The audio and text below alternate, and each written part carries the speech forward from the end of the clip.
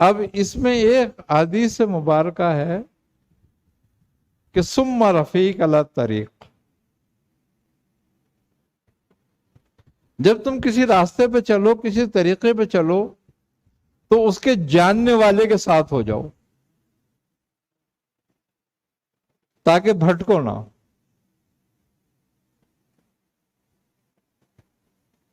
اب ایک انجان آدمی ہو، اسے یہ نہیں پتا کہ صدر کس سمت میں ہے، اور وہ خود اپنی مرضی سے چل پڑے۔ اگر گویا قسمت ساتھ دے گئی تو شاید سمت اس کی صدر کی طرف ہو گئی، اور اگر قسمت میں ساتھ نہ دیا تو کسی طرف بھی چل پڑا، تو ساری عمر چلتا رہے گا، صدر نہیں آئے گا۔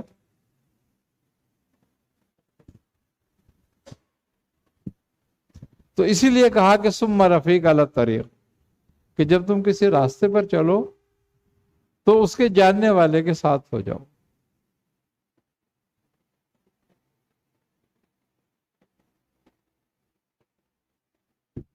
یہی بات ہے کہ حضرت مولانا جلال الدین رومی فرماتے ہیں کہ اگر تیرا شیخ تجھ سے کہے کہ تو اپنے مصلے کو شراب میں ڈبو لے، تو ڈبو لے، اور وہ کہے کہ اس میں نماز پڑھ تو پڑھ لے، کیوں؟ کہ وہ اس راہ سے واقف ہے اور تو نہیں۔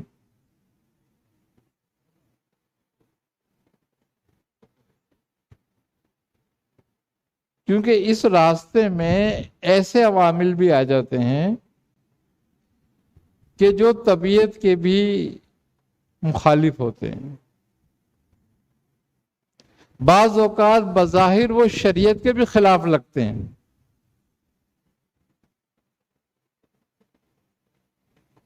جبکہ ہوتے نہیں ہیں، اور اس کا بڑا ثبوت قرآن دے رہا ہے۔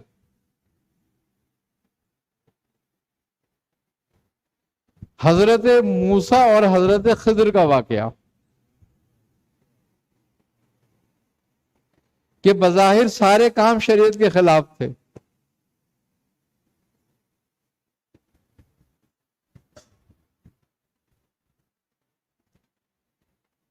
اور حضرت موسیٰ علیہ السلام حجت بھی کرتے رہے اس پہ۔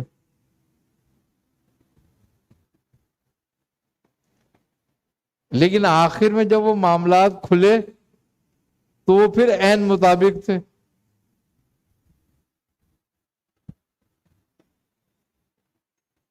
تو یہی حال ہوتا ہے تصوف میں بعض اوقات کہ بظاہر وہ کام شریعت کے خلاف لگتا ہے، مگر وہ شریعت کے خلاف ہوتا نہیں ہے۔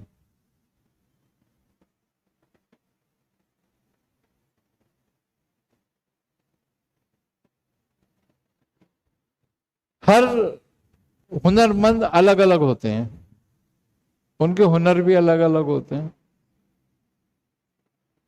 بظاہر ایک کام ایک ہنرمند دیکھتا ہے کہ یہ کر رہا ہے، مگر یہ الٹا کر رہا ہے، لیکن جب وہ کام اختتام پہ پہنچتا ہے تو پتہ چلتا ہے کہ یہ تو سیدھا ہو گیا۔ لیکن وہ یہ کہتا ہے کہ میں نے کبھی ایسے نہیں کرا تھا،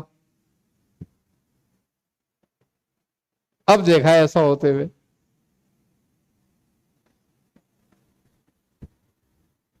تو اسی طریقے سے ہر جو علم ہے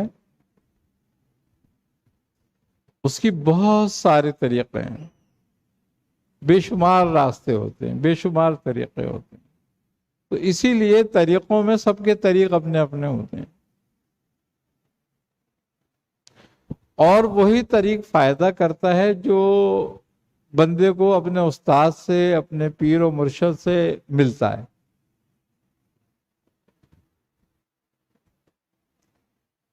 تو اب مرید جو ہوتا ہے یا شاگرد جو ہوتا ہے اس کو اسی طریقے پہ عمل کرنا چاہیے کہ جو اس کا پیر اس کو تلقین کر رہا ہے یا استاد اس کا تلقین کر رہا ہے۔ اب اس میں تصور شیخ جو ہے وہ قلب سے قلب کی راہ ہے، راستہ ہے. جب قلب کا راستہ ہوتا ہے تو روح کا تعلق بھی روح سے جڑ جاتا ہے. اب اس کا فائدہ یہ ہوتا ہے کہ جو کچھ مشاہدات،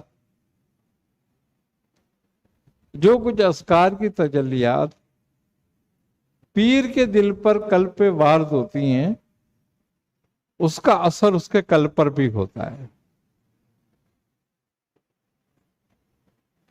اب اس سے اس کو دو فائدے ہوتے ہیں حاصل. ایک فائدہ یہ ہوتا ہے کہ اذکار کی تجلیات کا اثر ہوتا ہے جب، تو نفس کی غفلت دور ہوتی ہے.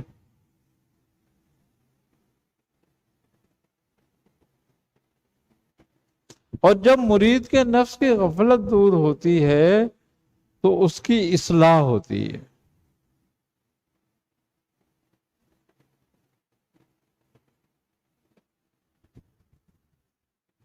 یہ تو ایک فائدہ ہوا اس کا.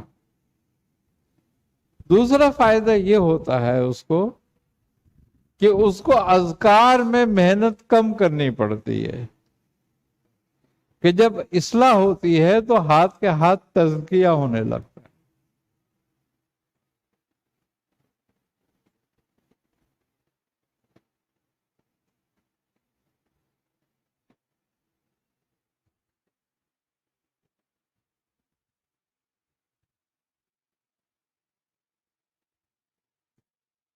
اور اسی لیے قرآن کریم میں ہے کہ اور جس نے اپنا تزکیہ کیا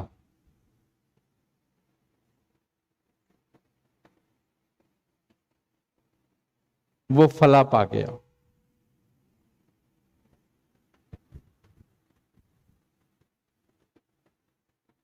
دیکھو عبادت دو طرح پر ہے. ایک عبادت تزکیے سے پہلے کی ہے اور ایک عبادت تزکیے کے بعد کی ہے. صوفیہ کہتے ہیں کہ تزکیے سے پہلے کی 1,00,000 رکعت اور تزکیے کے بعد کی 1 رکعت اس سے زیادہ بہتر ہے.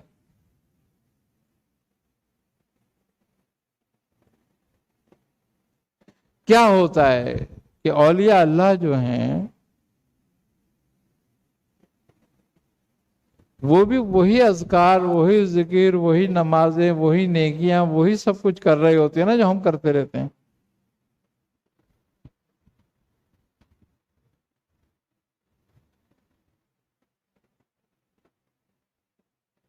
لیکن وہ اتنے قریب کیوں ہوتے ہیں، ہم اتنے دور کیوں ہیں؟ اسی لیے کہ وہ جو کچھ کر رہے ہوتے ہیں تزکیے کے ساتھ کر رہے ہوتے ہیں، ہم تزکیے کے بغیر کر رہے ہوتے ہیں.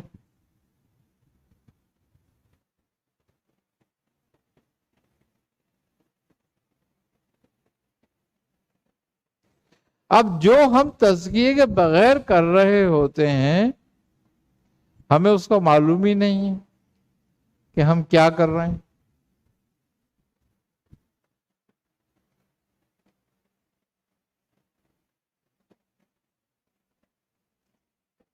قرآن میں کہہ رہے ہیں نا اللہ تعالیٰ کہ وہ فلاح پا گیا جس نے اپنا تزکیہ کیا. اور نبی کریم صلی اللہ علیہ وسلم کے بھی 3 کام تھے. ایک وہ کہ تمہیں آیات پڑھ کر سنائیں اور تمہیں قرآن کی تعلیم دیں.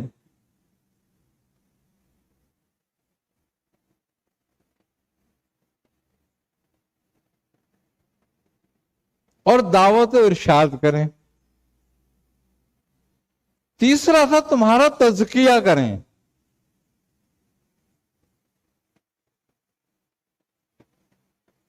تو تم نے قرآن تو پڑھ لیا اور دعوت اسلام، دعوت و تسلیم بھی کرنے لگے یہاں پر، تو تم نے دعوت و ارشاد کا کام بھی شروع کر دیا، قرآن بھی پڑھنا شروع کر دیا، قرآن بھی اچھا پڑھنے لگے، مگر تزکیہ نہیں کیا اپنا۔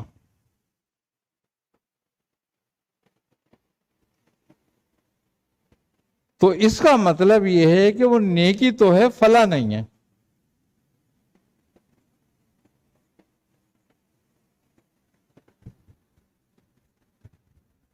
تو تم نے فلاح کی کوشش نہیں کری مگر نیکی کی کری۔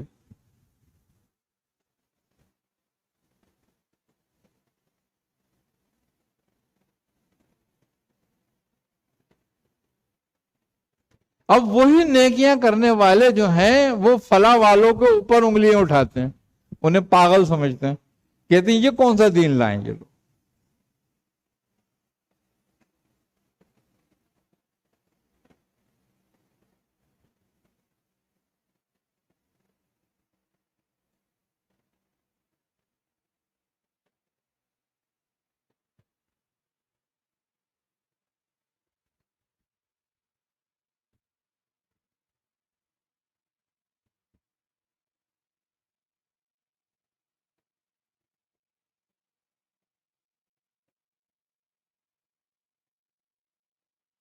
مگر کیونکہ فلاح جو ہے، فلاح پانا جو ہے یا فلاح کی طرف بڑھنا جو ہے، وہ یہودی و منتشا، اللہ جس کو چاہتا ہے ہدایت دیتا ہے۔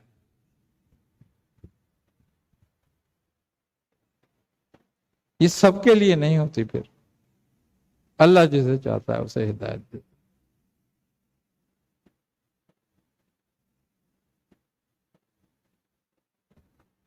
دیکھو، نفس کا ایک پھندا یا تیر جس کو ہم لذت کہتے ہیں،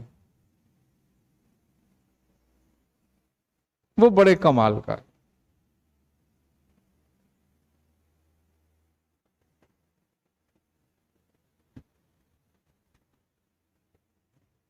جب کوئی اس کو دباتا ہے اور اس کو باندھتا ہے تو یہ لذت کو تبدیل کر دیتا ہے، اور تبدیل کیا کرتا ہے کہ نیکی میں لذت آنے لگتی ہے۔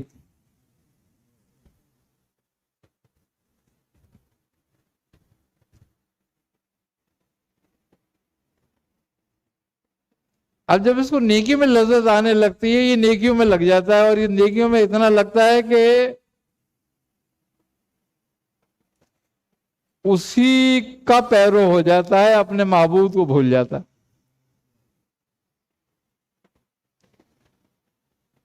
اور اس کے دل میں وہ ایک کبر، ایک تکبر ڈال دیتا ہے کہ تجھ سے زیادہ نیکیاں کرنے والا کون ہے اب۔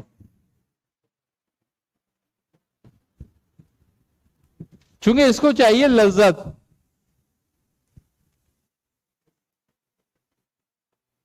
کسی بھی طریقے سے ملے۔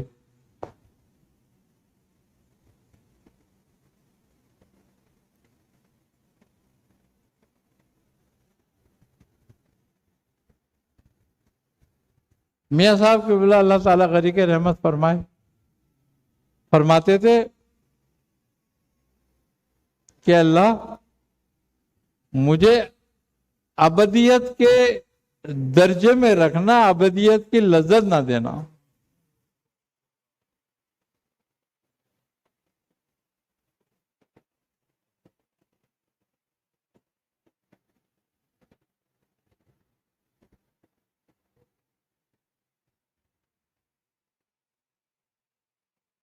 کیونکہ انسان جتنے بھی درجے حاصل کرتا ہے، جتنے بھی مقام ہیں درجات کے،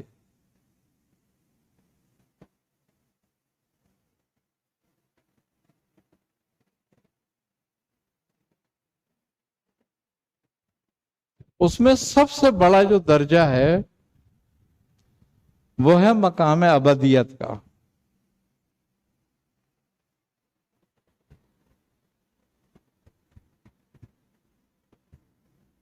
اس سے بڑا کوئی درجہ نہیں ہے انسان کے لیے، اس سے بڑا کوئی درجہ ہے ہی نہیں۔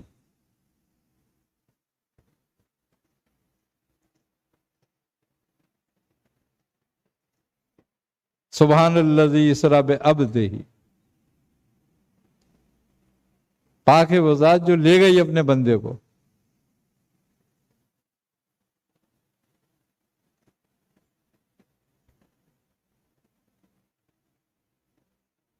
اب یہ جو ہے نا مقام ابد، یہ تصوف اور سلوک کی انتہا میں سمجھ میں آتا ہے کہ مقام ابدیت کیا ہے، اس سے پہلے نہیں آتا سمجھ میں۔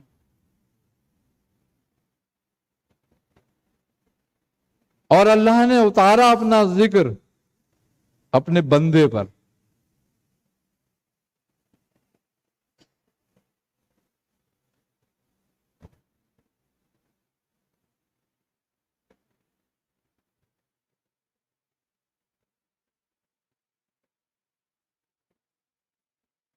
یہ ایک بہت بڑا موضوع ہے اور ایک نشست میں پورا نہیں ہو سکتا۔